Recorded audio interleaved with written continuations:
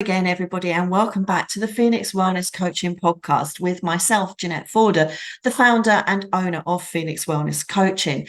If you've listened to our podcast before, then it's great to have you back along, and I hope you're finding our conversations engaging, interesting, and thought-provoking. And if you're new, then it's good to have you here. This is our second season. We're looking particularly at values during this season. I've been talking a lot, and I've had the pleasure of interviewing some fantastic women and gentlemen about their values and how they've shaped their lives. I'm also delivering this as a video podcast, so you can watch us as well as hear us. But if you've not come across Phoenix Wellness Coaching before, we are a small organisation based in the Southeast, and our aim is to support individuals and organisations to thrive together through menopause. I will talk more about my own story at another time, and menopause has figured quite strongly there in helping me to really find my purpose. But I wanted to pop on here today because I have just interviewed a fantastic lady, Anya, who is a documentary photographer working with small businesses and organisations and families. And at the end of our conversation, we were talking at length about perfection. And in our conversation, she talked about milestones and how most people take photographs of milestones, the big occasions, the things that we want to celebrate: a christening, a wedding, a birthday, passing your exams, graduation, getting the new job, all those sorts of things. And those are very staged activities where we dress up, we're in a particular environment, we're polished, we have our makeup on, everything's done perfectly. And we take those photographs and we pose and we have those memories, but we don't photograph the time leading up when life maybe isn't so perfect. I mean, obviously it's perfect at the milestones because you're celebrating. You're celebrating another year. You're celebrating a wedding. You know, you've reached the perfection of life because you've found your lifelong partner. You're saying to the world, we are now one.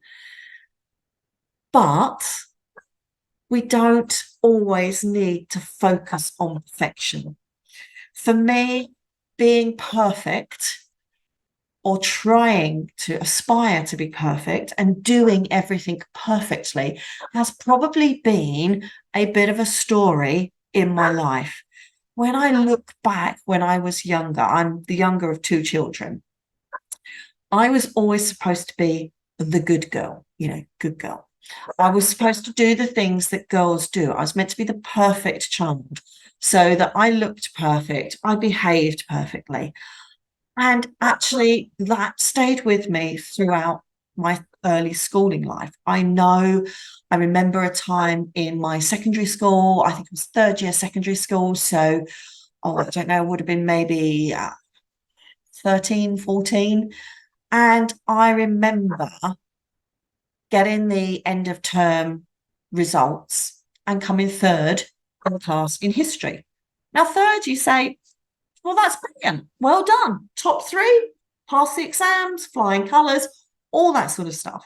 But I remember the history teacher saying to my mother, well, of course, Jeanette has been in with the wrong crowd, sitting at the back, not necessarily paying attention or just paying enough attention. But I know that's not her. I know she wants more. And she won't be happy with third place. She wants to be first. She needs to be the winner.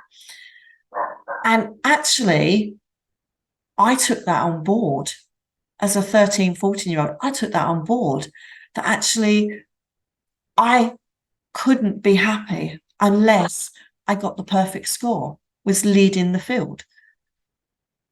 And academically, that was a real pressure on me. And I say this story because that's one of those times when I felt there was an expectation that I would be perfect.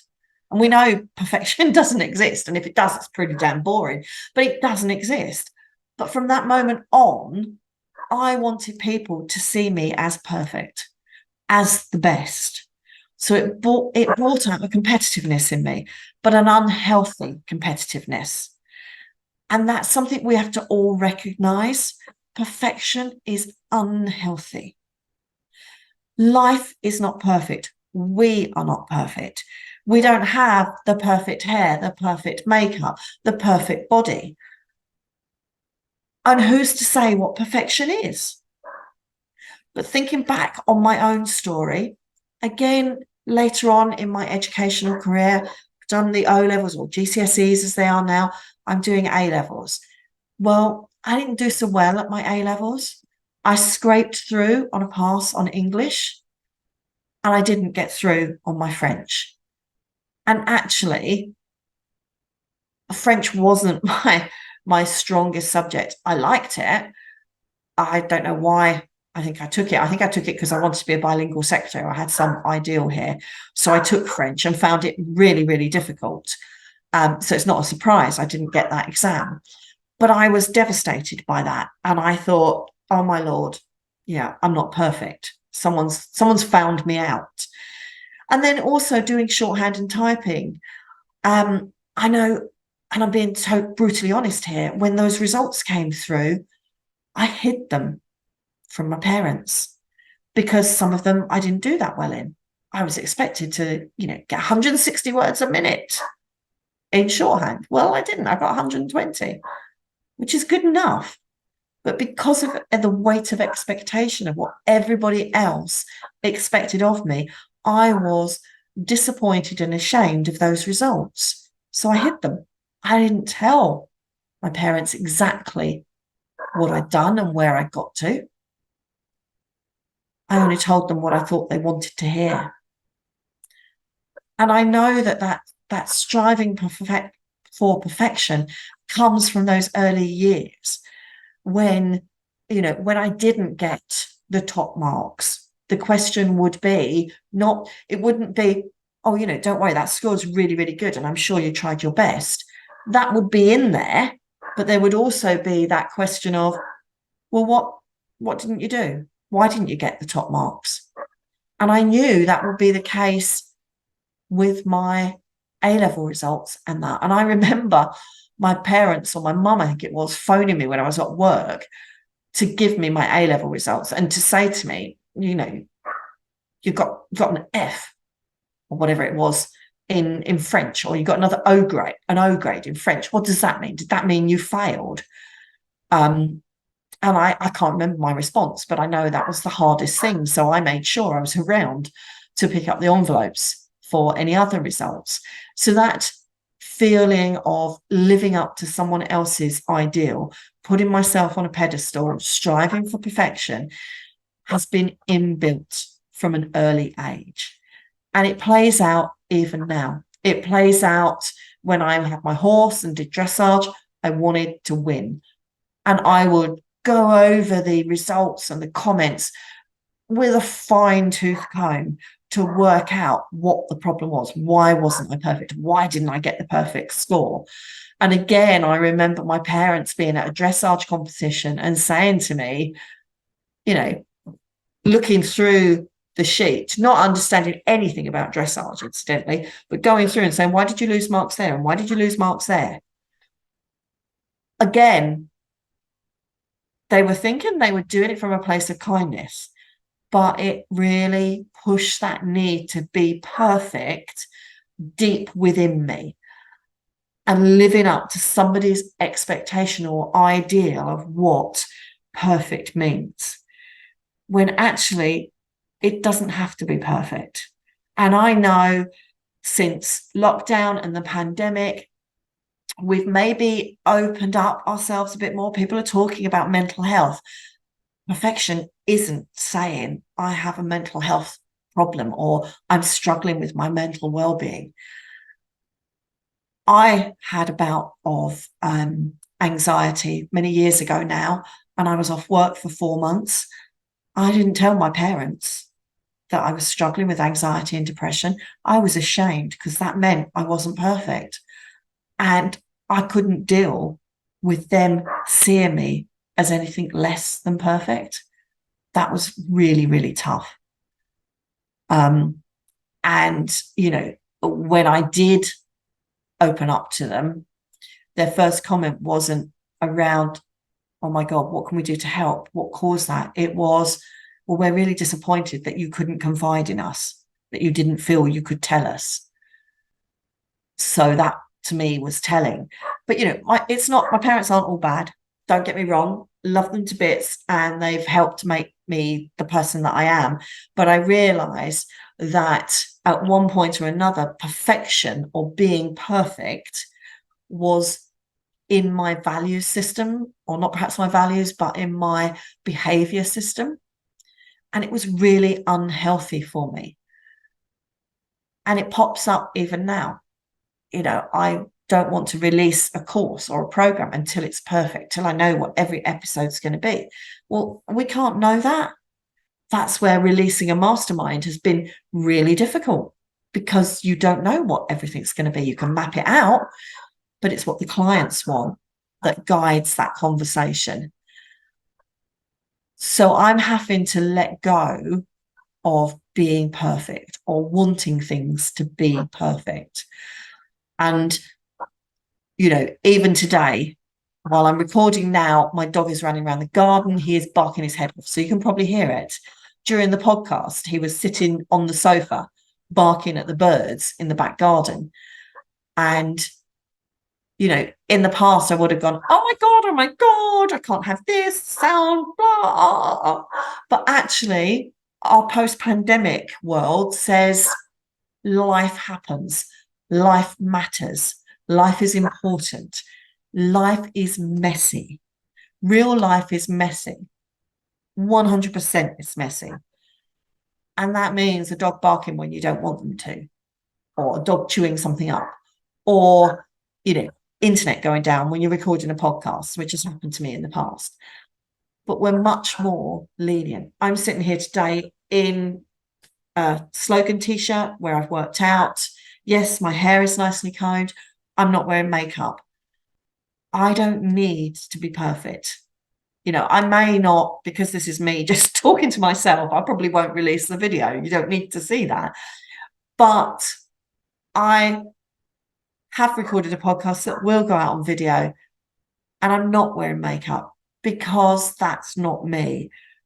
90% of the time, I don't wear makeup. I don't feel the urge to wear makeup. To me, makeup is putting a mask on. When I left the corporate world, I left that mask behind. Yes, I'll wear makeup when I'm going out or I want to be a particular persona, but it's not me 90% of the time. 90% of the time, I'm beautifully imperfect. I don't do things the right way. I mess up like other people. But I've really learned that good is good enough. People don't want perfection. We see perfection on the TV, on the social media all the time. We're surrounded by it. So we think we have to live up to an ideal. I'm telling you, we don't. You only need to be perfect or good enough in your own eyes.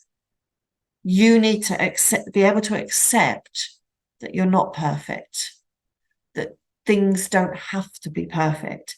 You need to be able to accept when you know that good is good enough. Now, I'm doing this podcast completely unscripted because in the conversation earlier, this became so important to me. Real life is not perfect. We don't want to be celebrating the perfect milestones where we are being something or somebody that we're not. We need to accept our imperfections. When we can accept our imperfections, we can be compassionate towards ourselves. We can then succeed. So I'm saying to you today, it's only a short podcast, I don't know, 15, 20 minutes. Know when perfect is your nemesis, when perfect and striving for perfection, I'm even tripping over my words. Know when striving for perfection is bad and unhealthy for you. You don't have to be perfect in anybody's eyes, not even in your own eyes. You need to know when you are happy and accepting of when things are good. Don't let the desire to be perfect take over your life and stop you living, stop you having those imperfect experiences that we all have. It's through the imperfect experiences that we learn, that we grow, that we become compassionate, that we can find empathy for one another and for ourselves. Perfection is not real. Being good enough and doing things good enough is real. So always, always search for the real in everything. Being real is being authentic. Being perfect is neither real or authentic. So I'm going to stop there because that felt like pretty profound for me, pretty philosophical on a Tuesday after a bank holiday. Thank you once again for listening. I hope you enjoy these short interludes where I talk about different things that are on my mind. Would love to hear from you. If you are struggling with menopause, then you know where to find me. All the W's, phoenixwellness.co.uk or Jeanette@phoenixwellness.co.uk. And I look forward to talking to you all again in our next episode. I'm now going to go out, open the door and feed the puppy and play with the puppy because he is creating absolute havoc. He's looking through the windows at me. He's saying, "Mummy, get me in." So I am going to go to my really imperfect but very real life and spend time with the puppy. Whatever you're doing, I hope you have a great day and I wish you success and happiness throughout. Thank you.